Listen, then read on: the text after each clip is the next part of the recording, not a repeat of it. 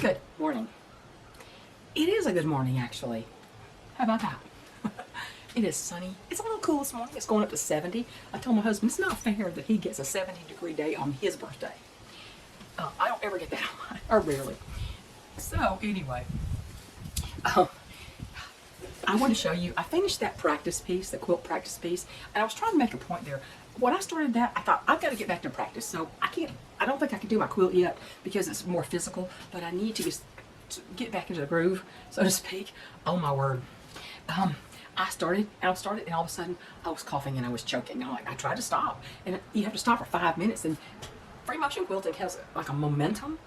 And it's better if you keep your momentum going. I should have put this where I could reach it. Hang on. Okay. Anyway, I wanted to prove a point though, because a lot of people, they'll go, oh, this looks terrible, and start to pick it out. Don't do that. Don't do that. What you do is make you a square. Put your thin batting in. I think thinnest batting is better because, and most cotton or cotton blends or thinner battings, cotton is the thinnest. It's more linty, but this is like a 50% polyester and cotton, and it feels more like cotton. It's soft like cotton. It's by Pellin, and it works really well. It's easier to free motion quilt when your batting is not getting in your way, when it's not thick. You move a lot better when you have a very thin batting and a very thin sandwich. But anyway, I finished practicing on this piece, and I'll show it to you. But I want to make the point that even if you start and you see these problems, the worst thing to do is stop. Just keep going. I'm talking about practicing, because by the time you get to a real quilt, you'll probably have a lot of practice. I made sandwich after sandwich after sandwich when I was learning to free motion quilt. So, and I showed you. You saw the jogs and the places where I lost control because I was coughing or trying not to cough, or my eyes are watering. I couldn't see where I was going. But in the end, it's not bad, right? In the end, people who don't know how to do this, they will look at that and go, wow, how did you do that? In fact, I gave a large lap quilt to another creator. They moved into a new house after years. They finally got into this house, and we've been kind of friends on, through the channels for a while. She's recommended mine, I've recommended hers, and now, she's not on there anymore, only her husband is, or former husband, I suppose, I don't know. But I quilt anyway, and so I thought, I'm gonna make them a housewarming gift. And so when they moved in, it was time to send them this gift. And when I got it, she posted about it on Instagram, and she sent me a handwritten note. She says, "Oh my gosh, how did you do that?" That's the attitude. People don't know, how do you do this? And if you look at this, one of my favorite designs is an elongated swirl, because if you go around it and you go different directions, it has so much movement. And it hides a multitude of sins, as the saying goes. So I just wanted you to see this. Now, you see, there's all kinds of things. And I filled in between the swirls with different little designs, bubbles, and, I don't know, just different things. But if you look at this, if you had a whole quilt like that, it would be so beautiful. It's not that I am a master quilter. I am not. I had to teach myself from YouTube. And it was a matter of get the fabric, get the batting, get the proper needle on your quilt. Needle on your machine, and just do it. Set your stitch length to 0. You will be having to coordinate your hand, the way your foot presses on the pedal with your hand speed. Don't go faster than your needle speed. Get in rhythm with that. It takes a long time to learn to do that. I've been doing this for years now, and I told my friend Rachel, I said, I've been doing this for years and I still suck. And she goes, you do not. She said, I can't do that. See, she's a quilter. She does a little straight line quilting, I think. I think she does some free motion, but this takes a lot of practice. And it takes the desire to want to do it.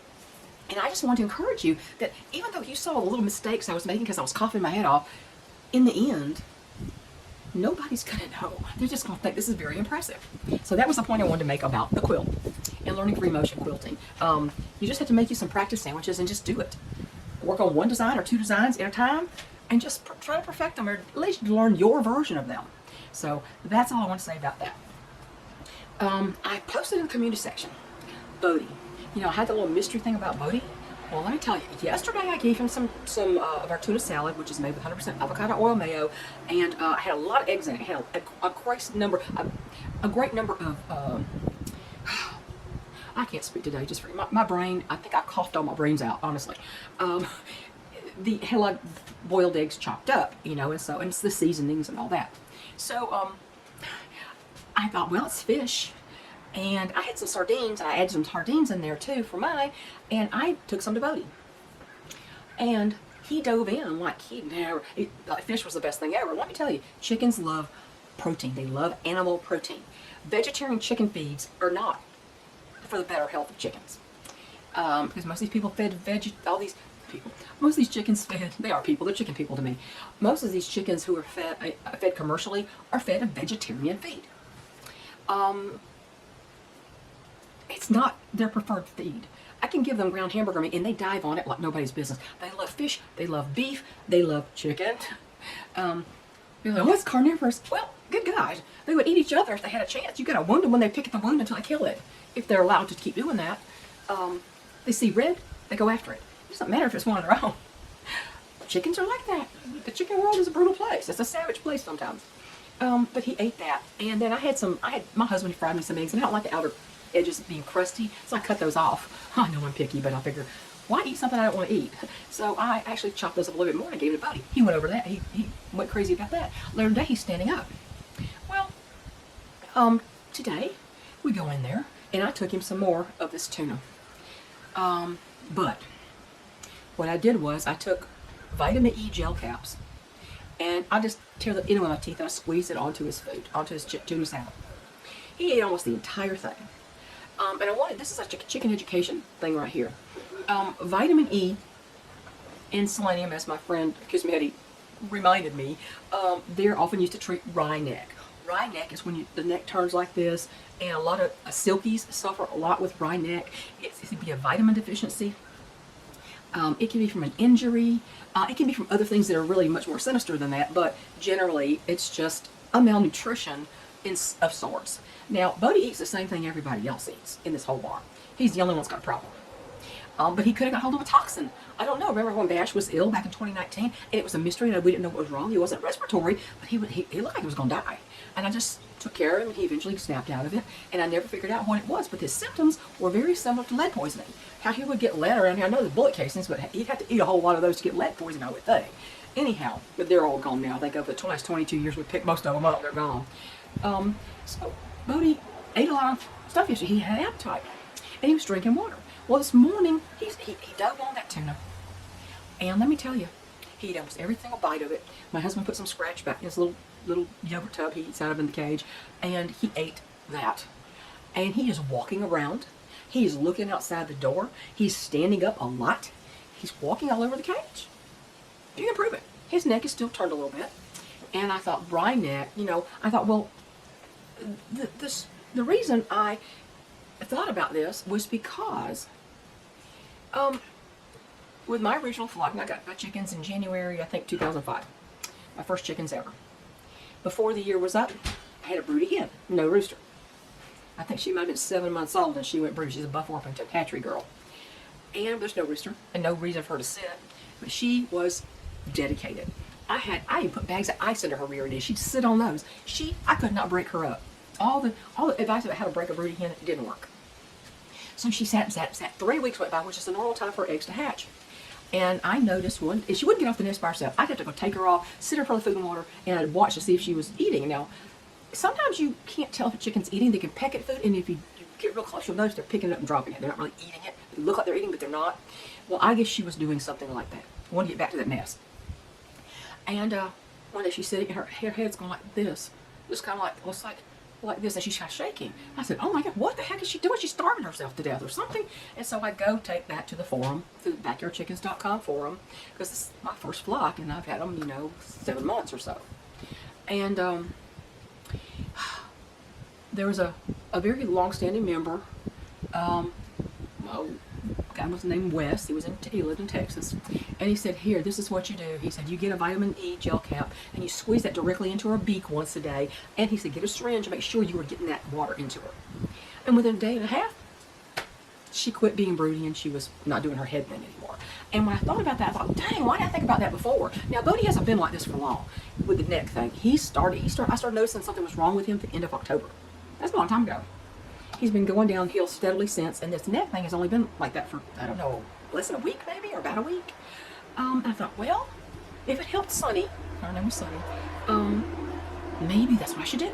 And when I mentioned that in a comment, a lovely friend that has been with me a long time on this channel, she said, you know, that actually makes sense. She said, rye neck is treated with selenium and vitamin E.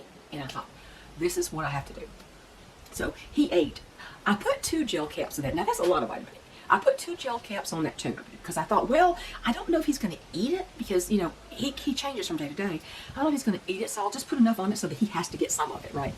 Otherwise, if he won't eat it all, I'll have to just squeeze it into his beak. He ate all of it. I'm like, whoa.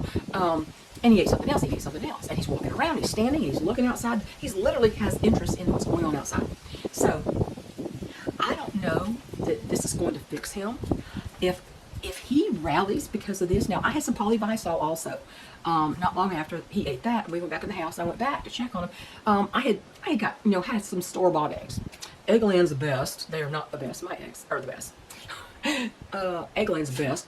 Somebody had been really rough with us. Those things were all cracked on the bottom and they were stuck to the carton, and I couldn't get 4 out. So one of them had a big hole in the top, so I just threw it away.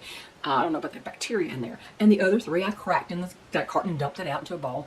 Microwaved it, chopped it up with a potato masher, one of those old metal potato mashers that really chops it up good. And I put a little bit of yogurt, a little plain yogurt in there for some probiotics, and I put the last couple drops of my polyvisol vitamins. Now, you can give chickens polyvisol. They have chicken vitamins. They have like Nutri-Drench and things like that. But it's what I have. And I had a few drops left in the dropper. There may be one more drop in there in that bottle. I don't know. I hadn't been able to find it without iron. You don't want to iron in it, just where I shop. So I'm going to have to go look for it elsewhere. But anyway, I put that on one little spot. And when I went out to the barn, I have a little plastic fork out there. I took that section out that had the vitamins on it, and I put it on top of Bodie's food. He ate that too. I was amazed. He's still eating. So he ate that too. So he got a big boost of vitamins today, especially vitamin E. And oh boy, I don't know. He is a tough little man. So I don't know that this is going to be the cure for whatever this is, but it sure can't hurt. And we'll see. But he seems like a different animal today. He hasn't crowed except that one day. He hasn't crowed since. If he crows, I'm going to know that I'm doing the right thing. And he likes the animal protein. The fish, the high omega-3s, that can't be bad for him. I need some more sardines, though. I got to go buy some more sardines. I don't have it. I think I'll use the last can now. Anyhow, so that's the progress on Bodie. What's going on with him? Okay, the next thing. This is like the saga never ends. In the middle of the video that I put out last, I think it was, I put a quick picture because right after I got the video done, before I edited it, this happened. My husband and I were sitting in the living room, and all of a sudden there's this big blam. It smelled like somebody knocked the house roof in. And I saw, what the heck? I thought one of the big limbs must have just hit the roof because it sounded louder than it, you know, it's not as serious as it sounds most of the time. And so I said, that sounds like a big limb hit the roof and bounced off, right? Or just stayed up there. So he said, I'm going to have to go out there in the front and go see. He comes back in and he goes, Sin, can you come outside? I thought, oh, no. So he straights me around the back of the porch, not this section, but the back section. And he shows me where the roof decking, has a giant hole in it. It's like something hit it and a piece of it popped down, and there's the butt end of a limb coming through my roof. And I thought, oh my gosh, not again. Not this. And we go out there down the driveway and we look at the top of the house, and that limb is sticking straight up out of my roof. So I've been talking to a roofer about this, and you know, insurance is not going to be of any use with this one. The roof is 12 years old, and they don't give a crap what happens to it. They don't care that we've only filed one claim in 22 years. They don't care about that. Loyalty apparently doesn't matter. So they're going to just don't care. I said, oh, it's $2,500 deductible. Well, I thought if it's only $2,500 deductible, they don't want to pay anything else. And maybe they indicated we might have to pay more because our roof is 12 years old. They're going to prorate the age of the roof if they have to fix it and blah, blah, blah, blah. So I thought, well, here's what we have to do. We're going to call the guy that cut all my other trees down. You saw the video when they were cutting the trees down. They really cut, I had slated for them to cut down 7. They actually cut down about 9.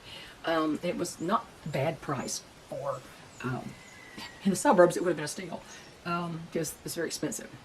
So the 2 trees that are right back behind the house, and one of them is close enough to the deck now after 22 years of growth that it's about that much room between the tree and the railing of my deck. These 2 trees are 50 feet tall at least, and that one dropped, a limb broke and came straight down like a missile through my porch roof. So I said, well, we're going to have to call this tree guy back. We were trying to wait until we can save more money. It's been a little while, so I got a little bit more back in the account, but I was hoping to pay off my car. The only debt I've had to incur in a long time. But we got to call him back. It might happen again. These are too close. These are right kind of hang over the house.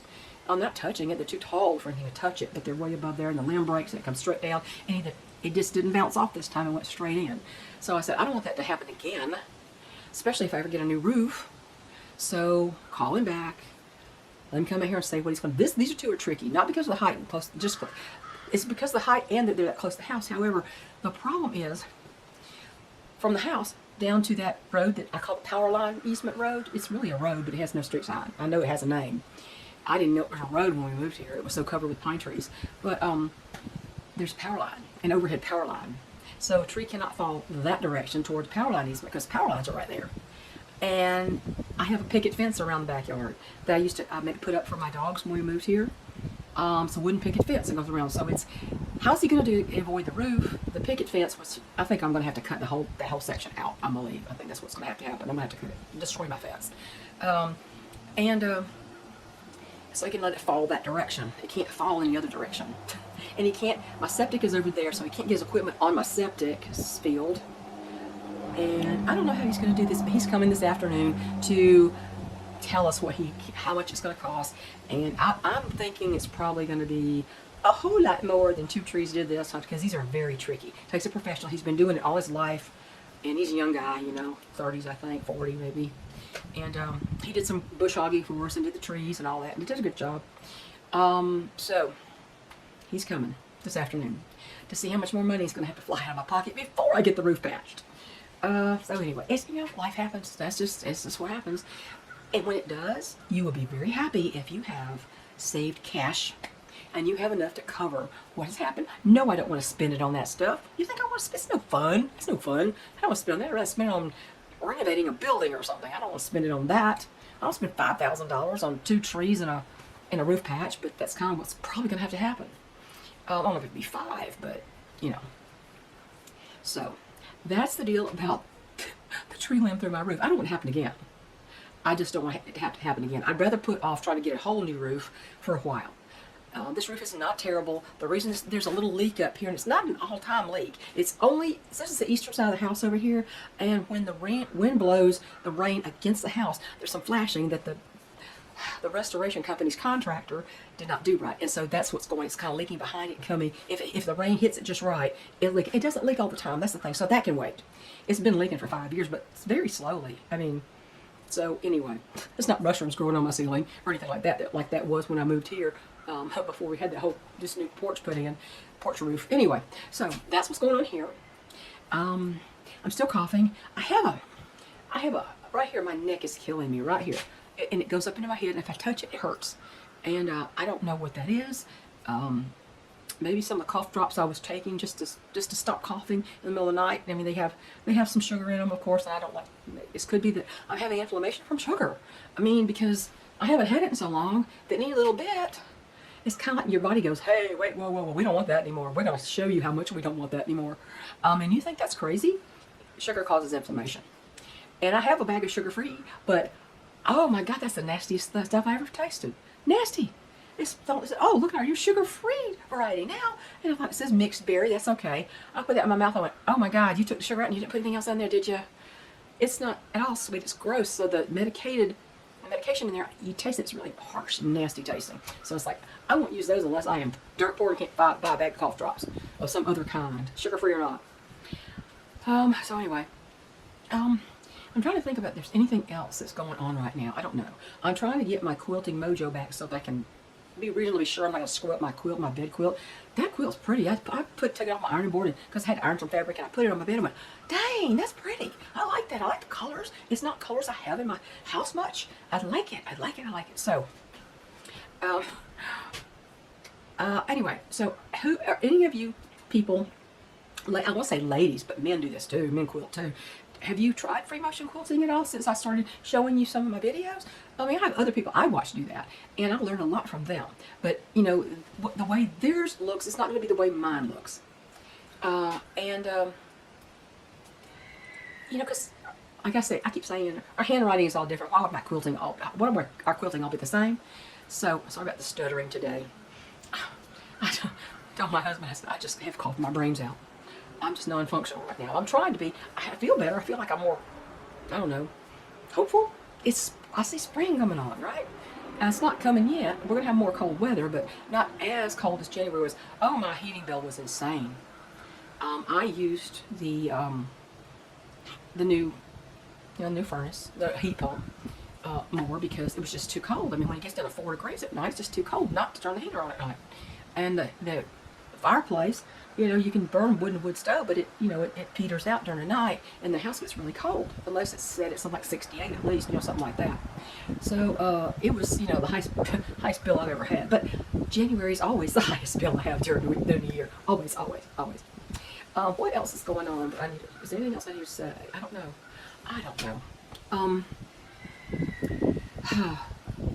But I've been really good on my carnivore. Mostly carnivore. I mean, I guess it is mostly carnivore. I would say 95 to 99% carnivore.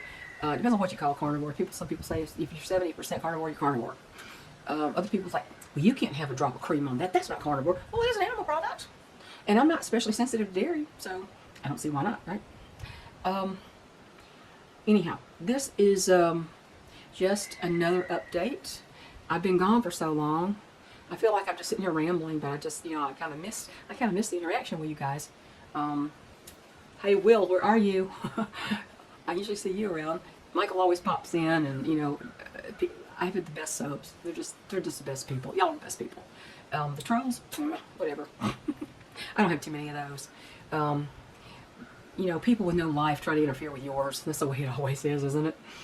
Anyway, it's a beautiful day, and I gotta go check on Bodie. And if it gets warm enough, I'm gonna take him outside the cage. I sat in the chair with him yesterday, the sun baking down on us, and maybe that helped too. And I'm gonna put him out in the dog cage on the ground I got hay I can put down there so it's not on the ground, the cold ground, and let him bake in the sun for a while, and let him actually have some sunshine. I think that's therapeutic to all of us, isn't it?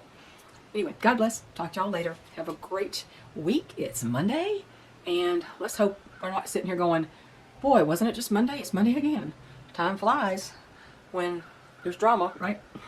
Bye, y'all.